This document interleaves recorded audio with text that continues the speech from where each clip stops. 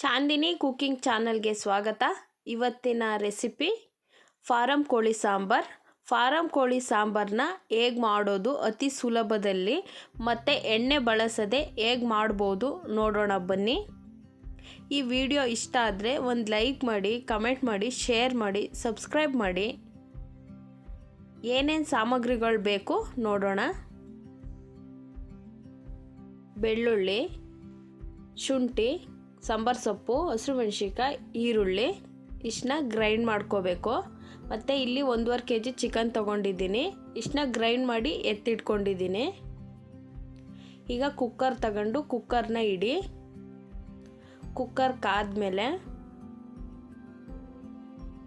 Grind ಮಾಡಿ ಎತ್ತಿಟ್ಕೊಂಡಿರೋ ಮಸಾಲೆನ ಹಾಕಿ. ನಾನಿಲ್ಲಿ ಎಣ್ಣೆ ಬಳಸ್ತಾ ಇಲ್ಲ, ನಾನು ಚಿಕನ್ ಸಾಂಬಾರಿಗೆ ಎಣ್ಣೆ ಹಾಕೋದಿಲ್ಲ. ಈಗ ಗ್ರೈಂಡ್ ಮಾಡಿ ಎತ್ತಿಟ್ಕೊಂಡಿರೋ ಮಸಾಲೆನ ಹಾಕೊಂಡಿದ್ದೀನಿ. ಇದಕ್ಕೆ ಸ್ವಲ್ಪ ನೀರನ್ನ ಸೇರಿಸ್ಕೊತಾ ಇದ್ದೀನಿ. ನೀರನ್ನ ಸೇರಿಸ್ಕೊಂಡು ಚೆನ್ನಾಗಿ ಮಿಕ್ಸ್ ಮಾಡ್ಕೊಳ್ಳಿ. ಚೆನ್ನಾಗಿ ಕುದಿಬೇಕು, ಅದು ಕುದಿಯೋವರೆಗೂ ಚೆನ್ನಾಗಿ ಮಿಕ್ಸ್ ಮಾಡ್ಕೊಳ್ಳಿ. ಮಸಾಲೆ ಫ್ರೈ ಆಗಬೇಕು. ಈಗ ಸ್ವಲ್ಪ ಅರಿಶಿನ ಹಾಕ್ಕೊಳ್ಳಿ, ಸ್ವಲ್ಪ ಉಪ್ಪನ್ನ ಸೇರಿಸ್ಕೊಂಡು ಮಿಕ್ಸ್ ಮಾಡಿಕೊಂಡು ಚೆನ್ನಾಗಿ ಹಸಿ ಸ್ಮೆಲ್ ಹೋಗೋವರೆಗೂ ಕುಕ್ ಮಾಡ್ಕೊಳ್ಳಿ.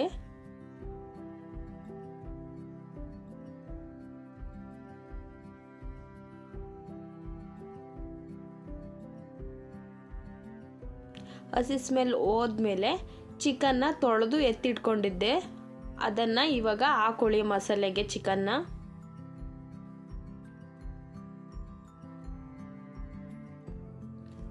ನಾನು ಇಲ್ಲಿ 1.5 kg ಚಿಕನ್ ತೊಗೊಂಡಿದ್ದೀನಿ. ನೀವು ಜಾಸ್ತಿ ಮಾಡೋದಿದ್ರೆ ನಾನು ಏನೇನು ತೋರಿಸಿದ್ದೀನಿ ಅದನ್ನ ಸ್ವಲ್ಪ ಜಾಸ್ತಿನ ಆ್ಯಡ್ ಮಾಡ್ಕೊಳ್ಳಿ. ಈಗ ನಾನು ಚಿಕನ್ ಹಾಕ್ಕೊಂಡು ಚೆನ್ನಾಗಿ ಮಿಕ್ಸ್ ಮಾಡ್ಕೊತಾ ಇದ್ದೀನಿ. ಎಲ್ಲ ಪೀಸಿಗೂ ಮಸಾಲೆ ಹಿಡಿಯೋ ಥರ ಚೆನ್ನಾಗಿ ಮಿಕ್ಸ್ ಮಾಡ್ಕೊಳ್ಳಿ. ನಾನು ನೋಡಿ ಚೆನ್ನಾಗಿ ಮಿಕ್ಸ್ ಮಾಡ್ಕೊಂಡಿದ್ದೀನಿ. ಒಂದು 5 ನಿಮಿಷ ಕುಕ್ಕರ್ ಮುಚ್ಚಳ ಹಾಕ್ತೇನೆ ಕುಕ್ ಮಾಡ್ಕೊಳ್ಳಿ. ಈಗ ನೋಡಿ 5 ನಿಮಿಷ ಆದಮೇಲೆ ಈ ಥರ ಕುಕ್ ಆಗಿದೆ. ಈ ಥರ ಕುಕ್ ಆದಮೇಲೆ ವಿಷಲ್ನ ಹಾಕಿಸ್ಕೋಬೇಕು. ಲಿಡ್ನ ಕ್ಲೋಸ್ ಮಾಡಿ. ನಾನಿಲ್ಲಿ 2 ವಿಷಲ್ ಹಾಕಿಸ್ಕೊಂಡಿದ್ದೀನಿ. 2ರಿಂದ 3 ಹಾಕಿಸ್ಕೊಳ್ಳಿ.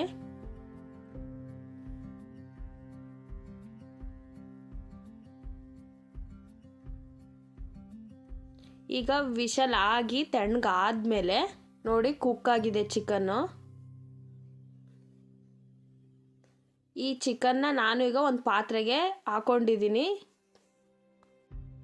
1.5 ಸ್ಪೂನ್ ಖಾರ ಪುಡಿ ಹಾಕೊಂಡಿದ್ದೀನಿ. 2 ಸ್ಪೂನ್ ಧನಿಯಾ ಪುಡಿನ ಹಾಕೋತಾ ಇದ್ದೀನಿ.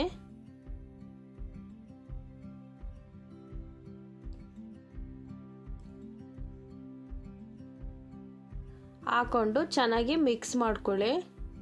ಒಂದು 5 ನಿಮಿಷ ಫ್ರೈ ಆಗಬೇಕು ಇದು ಖಾರ ಪುಡಿ ಸಾಂಬಾರು ಪುಡಿಲಿ.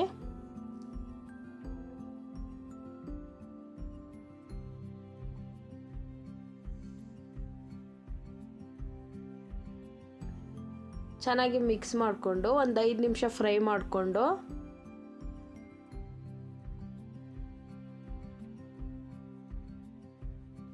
ಫ್ರೈ ಆದಮೇಲೆ ನಾನು ಬಿಸಿನೀರನ್ನ ಕಾಯಿಸಿ ಇಟ್ಕೊಂಡಿದ್ದೆ, ಅದನ್ನು ಸೇರಿಸ್ಕೊತಾ ಇದ್ದೀನಿ. ಈಗ ನೀರು ಇದ್ಬಿಟ್ಟು ಚೆನ್ನಾಗಿ ಮಿಕ್ಸ್ ಮಾಡಿಕೊಂಡು ಬಿಸಿನೀರು ಆಗಿರೋದ್ರಿಂದ ಬೇಗ ಕುದಿಯುತ್ತೆ. ಚೆನ್ನಾಗಿ ಕುದಿಯೋದಕ್ಕೆ ಬಿಡಿ. ಇಲ್ಲಿ ತೆಂಗಿನಕಾಯಿ ಮತ್ತು ಟೊಮೊಟೊ ಚಕ್ಕೆನ ಗ್ರೈಂಡ್ ಮಾಡಿ ಎತ್ತಿಟ್ಕೊಂಡಿದ್ದೀನಿ. ಈ ಥರ ಕುದಿ ಬಂದಮೇಲೆ ಗ್ರೈಂಡ್ ಮಾಡಿ ಇಟ್ಕೊಂಡಿದ್ನಲ್ಲ ತೆಂಗಿನಕಾಯಿ ಮತ್ತು ಟೊಮೊಟೊ ಚಕ್ಕೆನ ಅದನ್ನ ಇವಾಗ ಹಾಕೋತಾ ಇದ್ದೀನಿ. ಮುಂಚೆನೇ 3 ವಿಷಲ್ ಹಾಕಿಸ್ಕೊಂಡಿದ್ದೆ. ಈಗ ಒಂದು 5ರಿಂದ 10 ನಿಮಿಷ ಚೆನ್ನಾಗಿ ಕುದಿಸಿದ್ದೀನಿ ಬಿಸಿನೀರು ಮತ್ತು ಖಾರ ಪುಡಿ ಸಾಂಬಾರು ಪುಡಿ ಒಳಗೆ.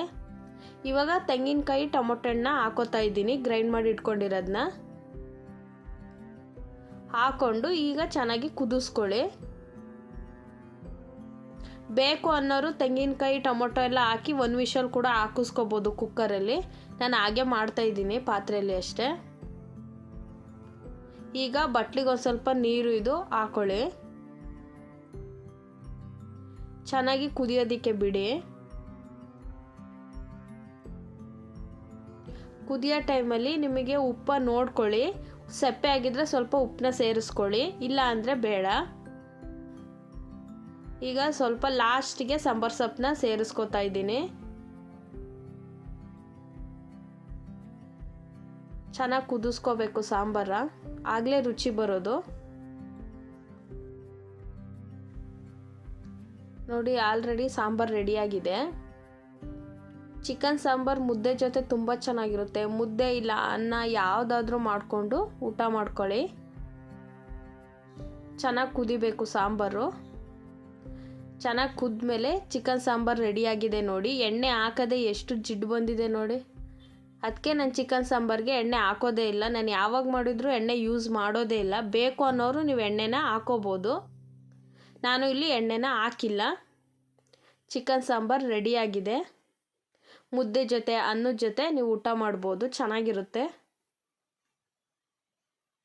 Thank you for watching. Subscribe ಮಾಡ್ಕೊಳ್ಳಿ ನಮ್ಮ ಚಾನಲ್ನ.